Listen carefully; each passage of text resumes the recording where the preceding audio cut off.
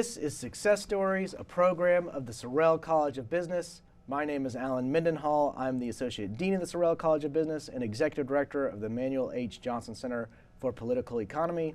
Success Stories is a program that highlights the lives and careers of people who have accomplished great things. And my guest today is Susan Dubose from the Alabama House of Representatives, District number 45. So Susan, thank you for joining us today. Thank you for having me, Alan. And you were elected just about a year ago. That's right. I'm barely 1 year in, and it has been fast and furious, and you got to just jump in and learn. It's like sink or swim. So I have loved every minute of it. Well, and how was your first term? I have to tell you, it went very well. We were well prepared. Leadership, especially Speaker of the House Ledbetter, did a great job preparing us, giving us opportunities to learn. We had mock practice on the floor. I felt very prepared, very confident, and had the opportunity to pass legislation that I felt like was really important. Was it everything you thought it would be coming in? Did it meet your expectations? Was it like how you conceived it to be? It exceeded my expectations. I don't think you can ever really know what it's like until you're there. Even watching from the gallery is so much different than being on the House floor. But I loved it. I felt like I was really doing good things. I felt like we all as a House, both Republicans and Democrats, worked well together. We are a cohesive unit, and it's so different from what I feel like DC is. But honestly, it exceeded my expectations. And what drove you to run for office to begin with? What motivated you to do that? You know, it's not anything I ever planned to do. It was definitely not part of my goals or my life plan. I just found myself in a position where I saw this opportunity. I was, I was president of the Republican Women of North Shelby County, and I had been engaged in Republican politics for a long time, probably 10 to 15 years. And I had listened to public servants. I had listened to them speak. I had helped with campaigns. And so I kind of had a lot of just knowledge, not to mention the fact that I'm sort of a policy nerd and I love policy. So I had closely followed issues, especially state issues, for a number of years. And I knew what was important to me and what I felt like was important to my district. I ran against an incumbent because I felt like he wasn't doing a good job and he wasn't really representing our district to the extent that I felt like he should. And I just decided within a month to run. I mean, it just occurred to me that, I think we can find a better person. There's a couple of things he voted on that were very disappointing to me, and I just ran. I just did it. Good for you. That's awesome. You grew up in Biloxi, or you were born in Biloxi, is that correct? And did you move to Alabama for college? Is that how you came to Alabama? Yeah. Okay. So I grew up actually in Ocean Springs, Mississippi. I was born in Biloxi, right next to Ocean Springs. Had a great childhood. I lived on the bayou, and I spent all summer on the water fishing and just crabbing, and just a great small town existence. And I ended up going over to the University of South Alabama for college. They had you didn't have to pay out-of-state tuition because it was so close. And that was important to me. I also grew up from in a family very lower middle class. I had to contribute to my college education by working, and so it was important for me to be close enough to home, be able to work. I didn't need a car to get there. I could ride with friends. So I went to South Alabama, completed my undergraduate degree there, went into banking, and then while I was working for the bank, I got my master's degree at Spring Hill College.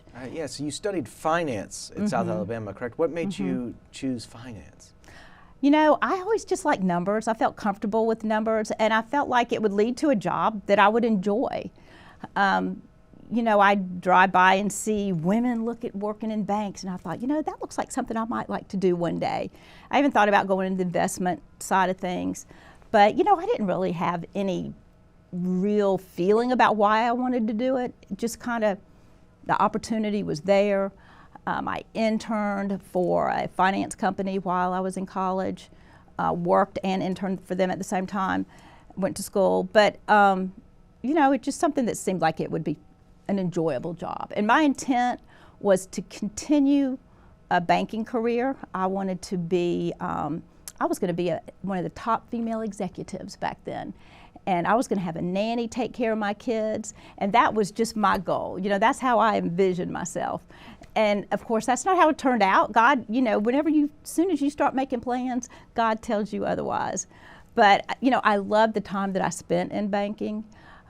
Eventually, after I got my degrees and started in banking, I met my husband down in Mobile, and then we moved up here to Birmingham immediately after we were married. But worked for banking for about 12 years, loved it. But as we started having a family, when we had our second child, it just became difficult for us both to be full-time workers and to put as much into it as we needed to. So it was that point that I decided to, you know, be a stay-at-home mom. And I loved that. That turned out to be the best job I've ever had. Well, your children seem to be off to the races too. They've got a great start to their careers. I noticed some of their bios in your bio, and they seem to be doing great things. Yes, yes. I'm really proud of our two kids. My husband and I are both very proud of our two kids. You know, I feel like that's the most important thing we've done in life, is to raise independent, God-fearing children. And we really instilled a work ethic in our kids. My husband and I both kind of had to work our way through school, and started working at a young age to support ourselves. And so we really wanted our kids to learn how important it is to work hard. And so they did. My son went to he's an aerospace engineer. He went to Georgia Tech, and he did their co-op program. He worked one semester, and then he went to Georgia Tech one semester, and he alternated all the way through college, still graduated in 4.5 years, still was with highest honors in aerospace from Georgia Tech, and got a job while he was in school working for Lockheed Martin, and still works for them out in Texas. So I was real proud of him, be able to balance the working and going to school. He was in a fraternity. He also played club lacrosse. So I felt like, even though in Georgia Tech it's a very intense learning environment, he still was able to balance it. It's a work hard, play hard type situation. That was a good fit for him. My brother went to Georgia Tech, and I'm very familiar with the campus there, having grown up in Atlanta. I always liked what Louis Grizzard, the Southern humorist, used to say. He said, I applied to Georgia, and I applied to Georgia Tech, and Georgia Tech wrote me back and said I couldn't get in because I didn't have enough pimples. So I love Louis Grizzard. I miss him. Oh my goodness. So funny. Most people don't even know who he is anymore. I love him. Oh my goodness. But no, it was a good fit for my son, and he absolutely thrived there in that challenging environment. Well, did you see where Spring Hill College was just rated the most beautiful campus in Alabama? I didn't know that, but I'm not at all surprised. That avenue of oaks, the big oak trees over when you drive in, is absolutely gorgeous. And I do miss that about the Gulf Coast, having grown up on the Mississippi coast and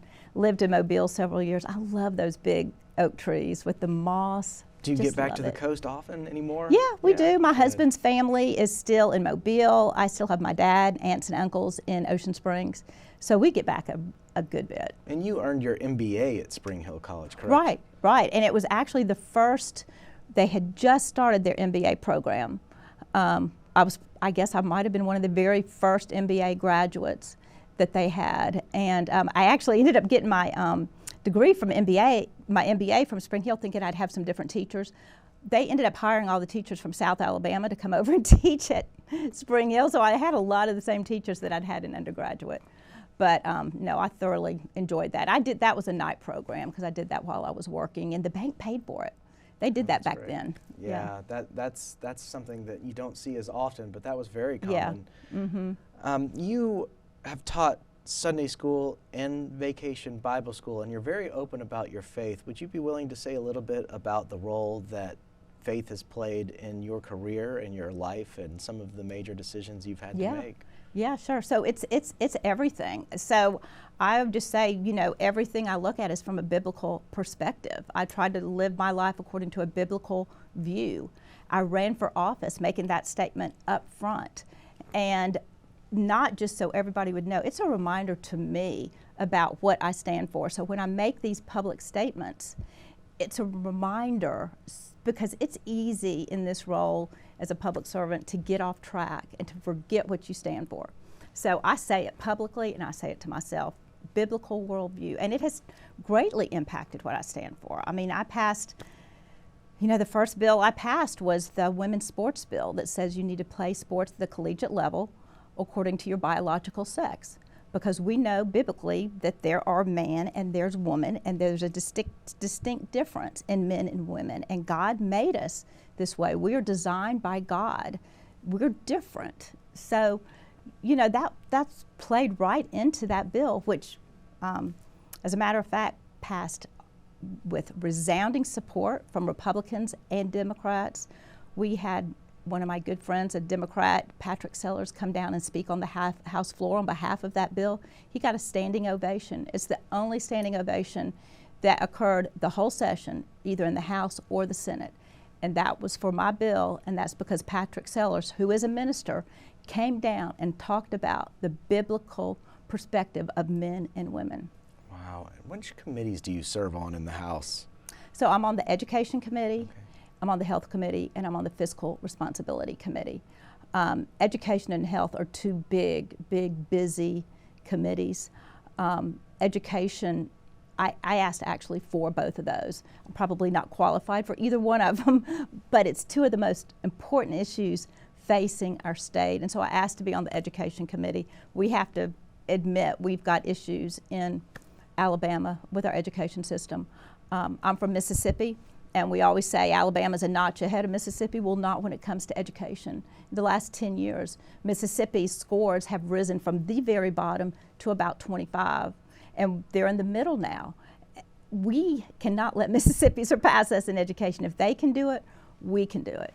Yeah. So it's truly, it's a deep issue. It's very complex, a lot of things to consider, and it's not going to just be one thing is going to fix all. But I'm not shying away from the difficult issues. Yeah, I suspect we're going to see a lot of movement in the education space in the next session with yes, absolutely. different forms of school choice yeah. and ESAs on the table. Yeah, I think that we will, and everywhere I go, I try to talk about school choice, because it can be a little bit intimidating and scary, because they think that if you have school choice, you can't have good public schools. And I disagree. I want very strong public schools, but I think that there's a lot of children that can benefit from school choice, and it's important for us to give kids an option. That public school that they're zoned for may not be the best fit for them.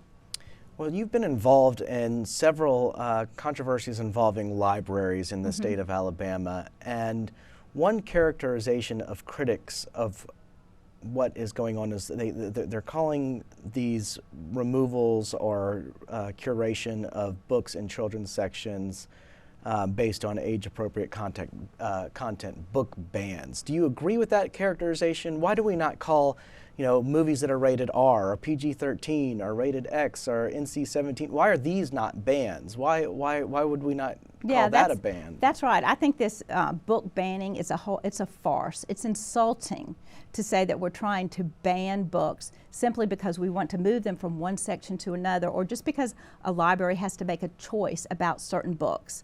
A library only has a certain amount of space. They only have a certain amount of dollar budget, and they have to make very careful decisions about what goes in that library, what the community wants to read. So selecting one book or another over another is not a book ban. That's outrageous. You can order any book and have it delivered to your house tomorrow. Order it on Amazon. You can have it tomorrow. That is not book banning. There have been books that have been banned in our history. There's been awful book banning that has gone on. Honestly, if you think about it, recently, Dr. Seuss was banned. There were some Dr. Seuss that was truly banned.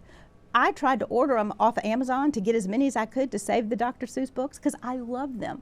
But there were certain ones you could not even order them on Amazon. So talk about banning, that book received more of a ban than any of the books that we're talking about in the state of Alabama. Well, it's interesting because the term ban raises the specter of censorship. And what's interesting to me is how many people on the left are now bowdlerizing classical text for sensitive content, going through and, for example, removing words or changing words from Huck Finn. Because those words are considered politically insensitive today. And of course they are insensitive, but they are also historical. That's right. And you lose a sense of historical context if you start erasing or tinkering with the text as it was written at the time by the author. I completely agree. I completely agree. And, you know, that's another reason I'm telling people now, buy hard copies of books. Don't just rely on the electronic system anymore, because that can be changed. But I've started, you know, going back and collecting old books again. I think it's very important we have hard copies of books. And now there are some libraries that are into this new thing about we're not going to have any books in the library unless they've been published within the last 4 years, which means you're getting books that the content could have been updated. I don't understand that at all. I don't know where that's coming from. Somebody ran that by me the other day, and I don't get that at all. No, and you've been a critic as well of the American Library Association. Yeah, yeah. I wrote an op-ed. I started studying the issues going on in our libraries when we had something come to North Shelby County, and the library refused to relocate a display on the grounds that it was considered censorship, moving it from one room to another, for example, from the children's section, just moving it out. That was censorship according to the ALA, so they could not even vote on that issue. So I just started digging into that, and I think most people would be very disturbed if they found out what the ALA stands for now. It's really become an activist organization about political issues. It's not about enriching the love of reading anymore. It's not about literature, and it's not even about just educating and encouraging reading anymore. It has taken a turn, and this has gone on probably for the last 15 years, to where they are truly a political activist organization. And, you know, and I said, and this is public knowledge, that the president of the ALA is a proud and loud Marxist. She calls herself that. She ran on a Marxist philosophy. And I think that's problematic, that we would let any professional organization in our state that's led by a Marxist have an influence in our local libraries or any libraries in our state. I find that extremely problematic and disturbing. And I think if more people knew about it, they would be equally disturbed. Well, leaving the library issue aside, what do you think is the most pressing challenge facing Alabama today? Which issue, above all others, needs to be tackled first and foremost? Yeah, it's got to be education. That leads to everything. You know, if we can't have an educated public, we cannot fill all these jobs that are coming to our state. We're doing a great job building our economy and bringing in new industries, but we've got to have an educated workforce. We've got to honestly get some of our people back to work. So we have a very low workforce participation rate in our state. It's about 57%. It's one of the lowest in the nation. We need to get that up a few notches. And one of the problems with one of the things, the deterrents about not going back to work, is that they're not educated for the jobs of today. So we've got to do a better job educating our kids as they're coming out of high school for the jobs that exist today. It's going to be a lot of tech schools. It's going to be, you know, a different type of education. It's not going to be the emphasis on strictly 4-year degrees that we've had in the past. We need people coming out of high school. We need to make sure they're skilled in the jobs that are available. Back when you were a commercial lending officer, did you ever picture yourself in politics? Never was part of my goal. You know, I didn't see that at all. I did not see that coming. That was something, you know, and that's something that I hope that your viewers understand. Not very many people have their life figured out from the very beginning. Not very many people are able to say, you know what, I want to be president of the United States one day and actually go there. You know, your life takes turns, and there's challenges, and there's ups and downs. And I think sometimes it's just taking advantage of opportunities that come your way, and being flexible. Sometimes it's just working hard at the job that you happen to be in until that next job comes along. You know, life is very interesting. And I talk to a lot of kids that early on, you know, as a 20-year-old, they think they got to have it figured out. You really don't. You really don't. You just have to put one step in front of the other and work hard at whatever it is that you're doing. So if you had, let's say, a couple of college students sitting here right now and we're talking and there are just two more chairs and they're asking you, what should I do when I graduate college? I don't know what I want to do, because that's very common. I hear from students all the time and they have no idea what it is they want to do with their life. They know they want to go out and they want to get a job, and they're in college because you're supposed to go to college, you're supposed to get a degree, you're supposed to do this or that, but they haven't found their sense of purpose. What do you say to those people? As someone who has taught children and taught Vacation Bible School and taught Sunday school and raised children of your own, how do you advise someone like that? Some people will say, follow your dreams, and I don't really go with that. What I say is find what you're good at, because whatever you're good at, you're probably going to enjoy and you're going to love. So if whatever you're doing well in, whatever you're attracted to while you're in college, find a job in that direction and just go that direction and see how it goes. And you know what? It's okay to change your path. I have a friend that went back to med school in her late 40s and became a doctor, and she's practicing today at UAB. So don't be afraid to go in one path and work hard in that path and change if you need to. But pursue what you're good at. You're going to enjoy what you're good at. You will reap the benefits of working hard in that area. Well, for what it's worth, I say the exact same thing to students. Okay. I really do. Well, I say, and you know what you're talking about, well, and I don't. I usually tell them, look, you usually enjoy what you're good at, and you're good at what you enjoy. Yes. So figure out what that is and find a career centered around that, because you typically can find something about that. Because if you like what you do for a living, you don't really feel as though you're working. That's if you that's enjoy exactly your work, right. it doesn't feel like work. Well, what are you most excited about for Alabama's future? And I'm not talking about the football team, I'm talking about the state. But what opportunities? It seems as though red states are really on the rise. I was with the state comptroller of Texas recently, and he was saying if Texas were its own country, it would be the 8th largest economy in the world. And when you consider Florida and the economic boom that it's experiencing, you think a lot of these red states are doing things right. Can Alabama be another one of those states? What can we do to enjoy that type of economic boom that our neighbors are enjoying? Yeah, absolutely, we could be one of those states, and there's no reason that we shouldn't be, and I think we're heading in that direction. So one of the things that we've done really, really well in Alabama is we're very fiscally sound. We have a very strong financial statements. We have reserves. We have rainy day funds. We have reserves for our rainy day funds. So I think fiscally, we've done well. It will go well for us in the future because of that. I think that what we need to do going forward is sometimes take a few more bold steps. Sometimes I feel like we're a little bit timid.